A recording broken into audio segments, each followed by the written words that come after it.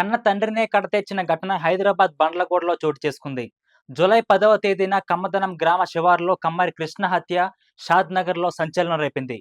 ఈ హత్యకు సంబంధించి అనేక రకమైన కారణాలు చాలా మంది మెదడులో పురుగులు తొలిచాయి.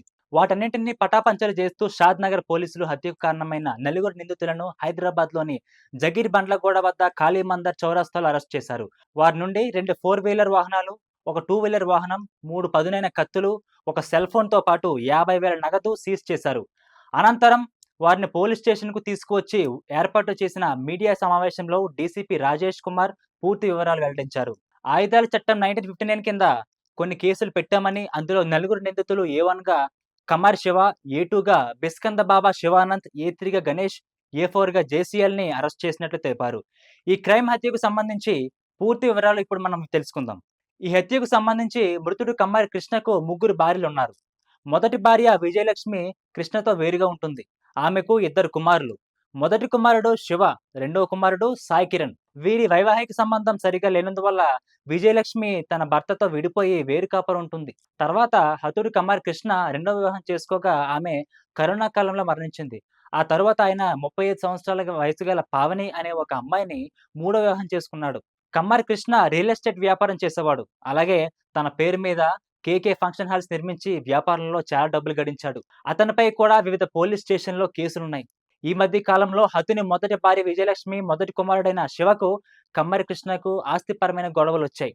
అయితే కమ్మరి కృష్ణ ఈ మధ్యనే తన మూడో భార్య పావని పేరు పైన 16 కోట్ల విలువైన ఆస్తులతో పాటు కేకే ఫంక్షన్ హాల్ ట్రాన్స్‌ఫర్ చేశాడు. అయితే ఈ విషయంపై కక్ష పెంచుకున్న మొదటి భార్య కుమారుడు శివ ఎలాగైనా తన తండ్రిని చంపితే ఆయన ఆస్తుల్ని తనకే దక్కుతాయని భావించి, ఈ హత్యకు తన తండ్రి బాడీగార్డ్ బిస్కుందా బాబా శివానంద్‌తో హత్యకు ప్లాన్ చేశాడు. ఇందులో విశేషం ఏమిటంటే, హత్య చేసిన బాబా ఇంతకు ముందు కమ్మరి కృష్ణ దగ్గర బాడీగార్డ్‌గా పనిచేసిన వాడే.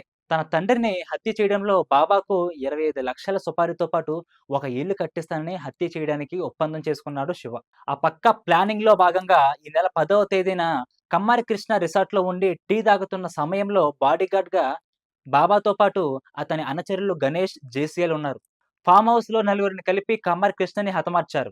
హత్య జరిగిన సమయంలో అతని మూడో భార్య పావనితో పాటు అతని అత్త అక్కడే ఉన్నారు. అనంతరం ముగ్గురు నిందితులు అక్కడ ఉన్నవారిని తుపాకీతో బెదిరించి అక్కడి నుండి కారులో పారిపోయారు. కమ్మరి కృష్ణ మూడో భార్య పావని పోలీసులకు కంప్లైంట్ చేయగా విచారణ చేపట్టిన పోలీసులు కేవలం 2 రోజుల్లోనే హత్యకు సంబంధించిన కారణాలను శోధించి, హత్యకు దారితీసిన పరిస్థితులను ఛేదించి నిందితులను అరెస్ట్ చేసి వారి వద్ద హత్యకు ఉపయోగించిన కారు నంబర్ TS07EK3154 అలాగే హత్య ప్రణాళిక రచనలో శివ, బాబా కలుసుకోవడానికి ఉపయోగించిన కారు నంబర్ TS07EQ0001 దానిని మరో ఒక 2 వీలర్ వాహనాన్ని, 3 పదునైన కత్తులను, 50,000 నిందితుల వద్ద నుండి సేకరించి వారిని సీజ్ చేశారు.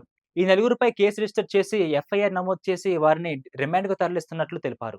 ఈ హత్య కేసును commissioner of police Avinash Mohanty IPS Cyberabad ఆదేశాల మేరకు deputy commissioner of police Rajesh Kumar IPS, Shamshabad zone ఆధ్వర్యంలో Shadnagar ACP Rangaswamy, Shadnagar circle inspector Vijay Kumar, detective inspector Ramireddy, circle inspector of police Pramod Amangal, SI police Sharath Kumar, SI of police BVSS Prasad Kadthal మరియు ఇతర పోలీస్ సిబ్బంది పాల్గొని కేసు ఛేదించి నిందితులను పట్టుకున్నందుకు ఆయన అభినందనలు తెలిపారు.